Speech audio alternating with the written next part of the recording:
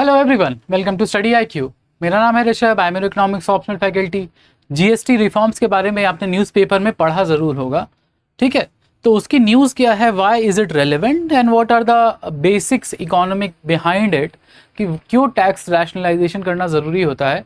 उसको कुछ एक इकोनॉमिक थ्योरी से समझने की भी कोशिश करेंगे कि दिक्कत क्या है कि रहे 4-5 जीएसटी स्लैब्स।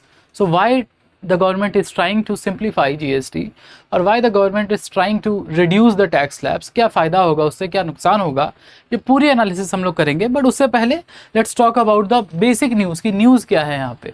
न्यूज़ ये है कि by Diwali the government has promised the people कि हम लोग जीएसटी में रिफॉर्म्स लाने वाले हैं, जीएसटी 2.0। और ये रिफॉर्म्स होंगे जीएसटी के 4 टियर टैक्स स्ट्रक्चर को, जीएसटी के 4 टियर टैक्स स्ट्रक्चर को 2 टियर स्ट्रक्चर करने का। यानी कि 2 स्लैब जो हटेंगे 12% gone and 28% slab gone. 99% of the 12% bracket items will move to 5%, okay, and 90% of 28% will move to 18% slab. ठीक है, 2 ही स्लैब बचे, 5 और 18। तो 90% जब अगर जा रहा है तो बाकी सबका क्या। सो कुछ एक ऐसे लग्जरी गुड्स होंगे अप टू 7 लग्जरी गुड्स और sin goods like tobacco etcetera, luxury goods like luxury car etcetera.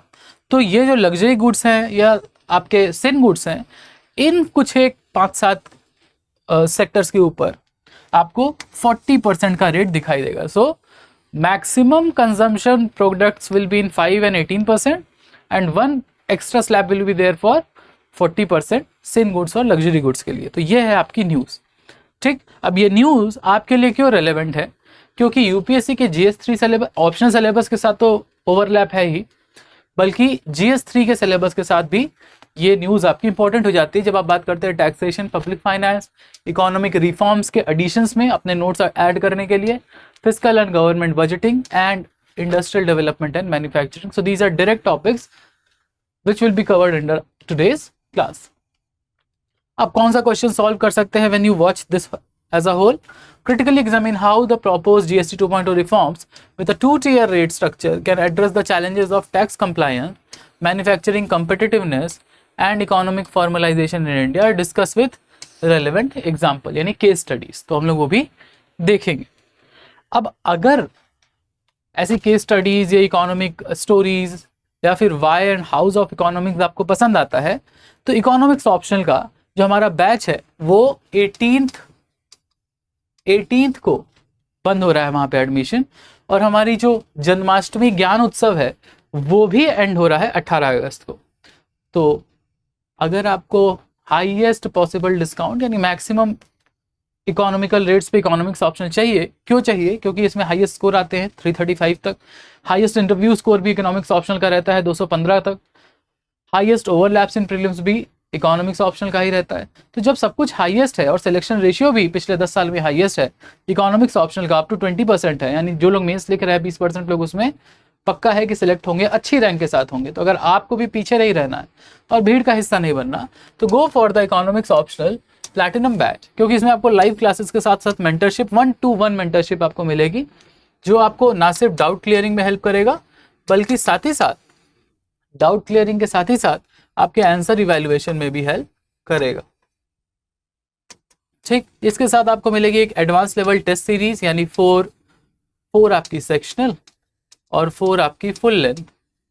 ये आपको मिलेगी मेंस के पहले, ठीक है, नेक्स्ट ईयर के मेंस के पहले, so that you are exam ready. तो एकदम क्यूरेटेड कोर्स है ये आपके लिए।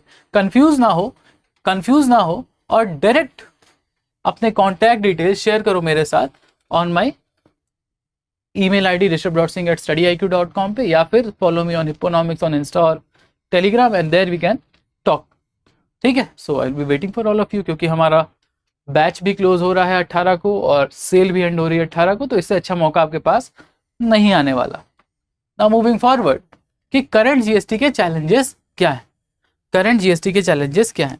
सबसे पहले ये समझते हैं कि करंटली सबसे ज़्यादा गुड्स जो है वो कहाँ है, सबसे ज़्यादा वैल्यू सिस्टम कहाँ आता है, तो वो है 18% स्लैब में। तो सबसे ज़्यादा रेवेन्यू आपको 18% स्लैब में दिखाई देता है, अप्रॉक्सीमेटली 70%। ठीक है, उसके बाद आपका रेवेन्यू आता है 28% से, देन 5 एंड देन 12। तो 12 का बहुत ज़्यादा सोर्स है नहीं, ठीक, तो इसीलिए 12 हटाना है, 28 हटाना है। 12 के मैक्सिमम को 5% पे ले आइए और 28% वाले के मैक्सिमम को 18% पे ले आइए। तो सबसे पहली प्रॉब्लम क्या है, करंट चैलेंज क्या है, कॉम्प्लेक्सिटी क्राइसिस। अब ये कॉम्प्लेक्सिटी क्राइसिस क्या है कि अगर आपको 4 जनरल टैक्स, उसके ऊपर सिन गुड्स के ऊपर अलग से सेस, उसके अलावा precious stone like precious stone जैसे डायमंड है या सेमी प्रीशियस स्टोन है, उस पर 0.25% का जीएसटी, और अगर आप देखते हैं गोल्ड एंड प्रीशियस मेटल तो उस पर 3% का जीएसटी। तो there are a lot of GST slabs and exceptions in the current GST system. तो इससे क्या होता है, कन्फ्यूजन्स क्रिएट होते हैं, बहुत सारे फॉर्म आपको भरने हैं, फिर से वही प्रॉब्लम आ रही है कि फॉर्म भरना है, कुछ गलत कर दिए तो सरकार का नोटिस आ जा रहा है। और जनरली जो हमारे लघु और मध्यम उद्योग के व्यापारी हैं, उनके लिए टेक्नोलॉजिकली इतना एडवांस होना कोई ज़रूरी नहीं है कि वो हो, तो उनको किसी ना किसी की सर्विस लेनी होगी, जैसे एक सीए की एट्सेट्रा। तो उससे उनका कॉस्ट बढ़ता है, ठीक है, कॉस्ट ऑफ टैक्स फाइलिंग बढ़ता है, बिकॉज ही और she will have to pay to someone to get their things और वर्क डन। तो अगर इसको हम मल्टीपल रेट्स को कम कर देते हैं, 4-5 से 2 पे ले आते हैं, और इसके साथ साथ कंप्लायंस कॉस्ट को कम करने की कोशिश करते हैं एमएसएमईज के लिए, तो इससे 2 चीज़ें होंगी। पहला कि टैक्स इवेजन जो करते हैं, मतलब टैक्स बचाने की कोशिश करते हैं, पैसा लगा के इधर उधर करके, प्रॉफिट्स कम शो करके, वो नहीं करेंगे, because cost of tax evasion will be higher than cost of tax compliance. तो अगर इवेजन करना ज़्यादा महंगा पड़ रहा है तो उसकी जगह लोग टैक्स भरना ज़्यादा पसंद करेंगे, और टैक्स ज़्यादा भरना पसंद करेंगे क्योंकि टैक्सेशन सिंप्लीफाइड हो गया है, तो टैक्स रेवेन्यू भी बढ़ेगा और आपका टैक्स बेस भी बड़ा होगा। प्रॉब्लम्स क्या है, 12% का स्लैब जो है वो इनएफिशिएंट है, क्योंकि सिर्फ 5% ऐसे आर्टिकल हैं जो 12% में आते हैं। Classification dispute leading to litigation cost, compliance का बर्डन एमएसएमईज के ऊपर, जिससे ग्रोथ नहीं होती। और इम्पैक्ट क्या होता है बिजनेस के ऊपर, इम्पैक्ट ये होता है क्योंकि multiple similar items are taxed at different slab, 5, 12, 18, 28। जैसे आपने कैरामेल का देखा होगा, पॉपकॉर्न का देखा होगा, popcorn, salted popcorn, caramel popcorn, है ना, 5%, 12% और 18%, similar type of product under different slabs. तो इससे क्या होता है, कॉम्प्लेक्सिटी क्रिएट होती है, तो बिजनेसेस को कंफ्यूज करती है, और इससे टैक्स का जो लिटिगेशन कॉस्ट है वो भी बढ़ता है, क्योंकि नोटिस भेजेगा, कहीं कोई गलती कर दिया, कोई गलती कर दिया, so it will be a lot of paper works. तो ये अगर हमारे साथ दिक्कत है तो इसको दूर कैसे करें, दूर ऐसे कर सकते हैं कि हम अपने टैक्सेशन सिस्टम को थोड़ा सिंप्लीफाई कर लें। जैसे हमारा जो 12% का स्लैब है और 28% का जो स्लैब है जो हम हटाने वाले हैं, तो 12% का रेट है, पैकेज्ड फूड पे है, ठीक, बाइसाइकिल्स है, एजुकेशनल मटेरियल पे 12% है, 28% आपके इलेक्ट्रॉनिक गुड्स पे है, जैसे माइक्रोवेव, एसी, इवन, ठीक, 28% आपका लग्जरी कार्स, टोबैको पे भी है। तो ये वाला जो लग्जरी कार और सिन गुड्स वाला आपका सिस्टम है वो तो 40% वाले स्लैब पे जाएगा, 40%। बट ये जो इलेक्ट्रॉनिक और कंज्यूमर ड्यूरेबल गुड्स हैं, जो एसेंशियल्स हैं आपके लिए, एसी, फ्रिज, टीवी वगैरह, वो 18% पे चले जाएंगे। तो इससे 36% का रिडक्शन होगा, ओवरऑल 36% रिडक्शन इन कॉस्ट, ठीक है। तो कंज्यूमर कॉस्ट, अगर कंज्यूमर को प्राइस कम पड़ेगा तो कंज्यूमर डिमांड बढ़ाएगा, और हमें इकोनॉमी में भी चाहिए क्या कि कंज्यूमर डिमांड बढ़ाए। We know there is a inverse relationship between price and demand. तो प्राइस अगर कम होता है क्योंकि टैक्स कम हो रहा है, तो प्राइस आफ्टर टैक्स अगर कम होता है तो कंज्यूमर डिमांड बढ़ती है, क्योंकि उसको चीज़ें सस्ती मिलती हैं, इससे सप्लाई चेन ज़्यादा एफिशिएंट भी होता है। इसी तरह 12% वाला जो आपका स्लैब है वो अब 5% पर शिफ्ट कर जाएगा, यानी 58% रिडक्शन, यानी कि जो जनरल पब्लिक है इंडिया की, ठीक है, जो हमको आज मालूम है कि राइजिंग मिडिल क्लास है, जो 10,000 20,000 तक कमा रहा है, उसके लिए ये सब चीज़ें ज़रूरी हैं, ठीक। तो अगर 58% रिडक्शन होगा इसके कॉस्ट प्राइसेस में, तो अच्छे क्वालिटी का फूड अफोर्ड कर पाएंगे, डिमांड बढ़ेगी पैकेज्ड फूड की, और इससे क्या होगा, एक जो इंजन है इकोनॉमिक ग्रोथ का वो चलता रहेगा। आगे देखा जाए the new architecture special categories, तो let's talk about the special categories. तो 0% तो है ही अपना, जो एसेंशियल फूड आइटम्स है, हेल्थ केयर है, एजुकेशन है, इसके ऊपर कोई जीएसटी नहीं है। इसके अलावा जो आपका एक्सपोर्ट गुड है, यानी अगर कोई चीज़ आप एक्सपोर्ट करते हैं, तो एक्सपोर्टेड आइटम पे जितने आपने हर वैल्यू पे जीएसटी पे किया होगा सरकार को, सरकार वो रेमिट कर देती है, वापस कर देती है। तो एक्सपोर्ट गुड्स पे भी आपको 0% जीएसटी लगता है, because everything is remitted back. Estimated timeline क्या है? टाइमलाइन किस चीज़ की कि 5% स्लैब में 60% जीएसटी के बाय वॉल्यूम आ जाएंगे, बाय आइटम नंबर्स। कितने आइटम्स होंगे? 60% items will be in 5%, 30% items in 18%, 7% item इन 0%।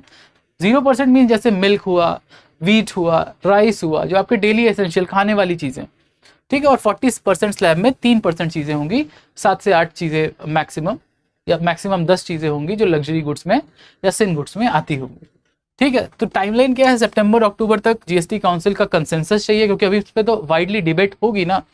अभी तो कैबिनेट पास किया है, इस पर डिबेट होगी जीएसटी काउंसिल में, उसके बाद स्टेट्स को रेटिफाई करेंगे, तब जाके ये चेंजेस आएंगे। नवंबर 2025 यानी दिवाली तक रखा गया है कि इसको इम्प्लीमेंट करना जीएसटी 2.0 को शुरू कर दिया जाएगा, और Q1 तक full compliance and adaptation in the whole country. तो ये है आपकी टाइमलाइन। तो इससे फायदा क्या होगा? सबसे बड़ा फायदा कि टैक्स कंप्लायंस अगर आसान हो जाएगा, टैक्स का बर्डन कम हो जाएगा, तो इससे इन्वेस्टमेंट बढ़ेगा, private investment. Private players will improve and make their manufacturing more efficient, ज़्यादा एफिशिएंट मैन्युफैक्चरिंग करेंगे।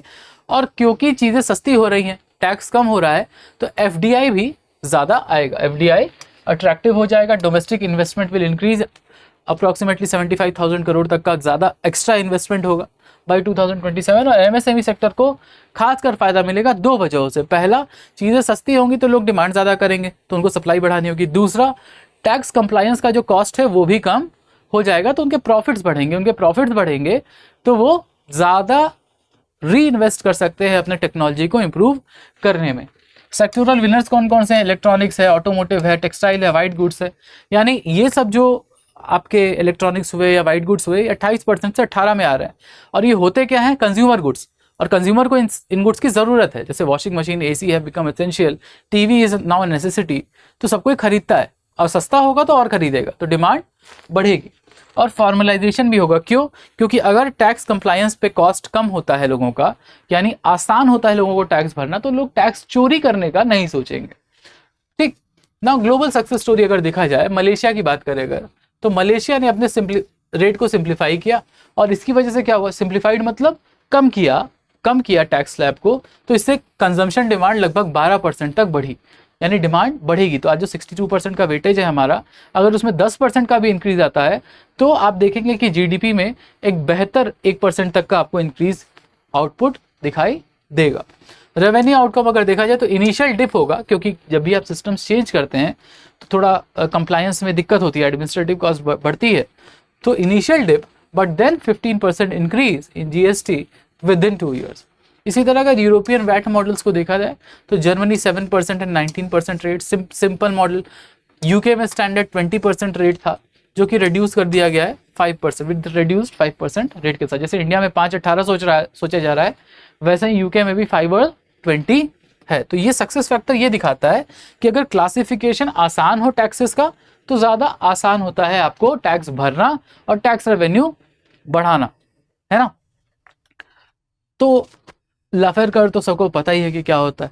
लाफेर कर मीन्स ऑप्टिमाइज करने अगर अपने टैक्स रेट्स को, यानी सिंप्लीफाई करें अपने टैक्स रेट को, तो टैक्स रेवेन्यू बढ़ता है। बेल कर्व होता है लाफेर कर, बट वो तो हम लोग बार बार करते ही हैं।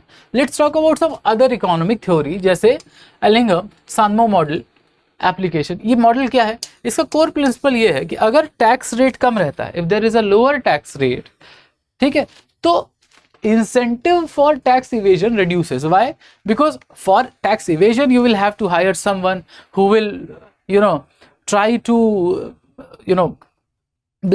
do a blanket situation on your income. आपकी इनकम कम करेगा, it will reduce your income, it will show that your profits are less, but you will have to pay someone to help you with that. So if tax compliance will be easier, देखिए tax भरना आसान हो जाए, तो tax चोरी करने वाले tax चोरी नहीं करेंगे, ऐसा ये थ्योरी कहती है, ठीक है।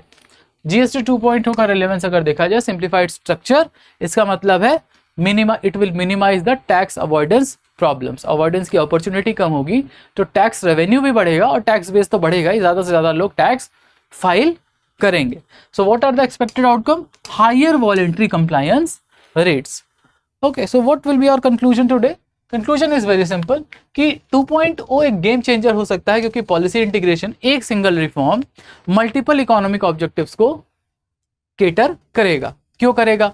डिमांड बढ़ेगी आपकी, इन्वेस्टमेंट बढ़ेगा आपका, एफिशिएंसी बढ़ेगी आपके एमएसएमईज की, इकोनॉमीज ऑफ स्केल बनाने में हेल्प करेगा, और टैक्स कंप्लायंस भी बेहतर करेगा. यानी सरकार का भी रेवेन्यू बढ़ेगा और प्राइवेट सेक्टर का भी रेवेन्यू बढ़ेगा, और जीडीपी भी इंक्रीज होगी.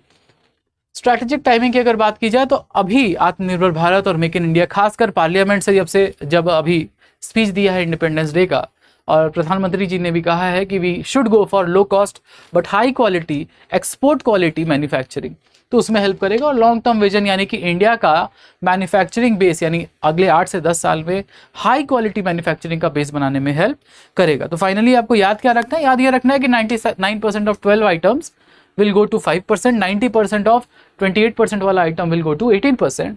सेक्टोरल इम्पैक्ट क्या होगा कि कंज्यूमर ड्यूरेबल जो गुड्स हैं आपके, ठीक, इलेक्ट्रॉनिक आइटम्स हैं, वो सस्ते होंगे. और लाफेरकर और एलिंगम सैंडमुथ जो मॉडल है, हमने अभी देखा, क्या देखा उसमें कि भाई आपका अगर टैक्स सस्ता होता है, इजी होता है भरना का, तो कंप्लायंस आपकी बढ़ती है, because people will not try to evade, because cost of tax evasion is higher than cost of tax compliance. और इसके अलावा टाइमलाइन क्या है? इंडिपेंडेंस डे से अगर प्रधानमंत्री जी ने इसका ऐलान किया है, तो दिवाली आते आते इसको पूरी तरह से इंप्लीमेंट करना है, यानी फास्ट ट्रैक पे ये जाने वाला है reforms. So it will help not just the Indian economy but Indian private sector, Indian consumer, foreign investment, and will increase the governments revenue. So this is all the conclusion. So I hope कि आपने news के अलावा news को थोड़ा bifurcate करके उसके अंदर घुस के आपको उसकी इकोनॉमिक्स समझने में मज़ा आया होगा. तो अगर मज़ा आया है तो इकोनॉमिक्स ऑप्शनल आपके लिए है.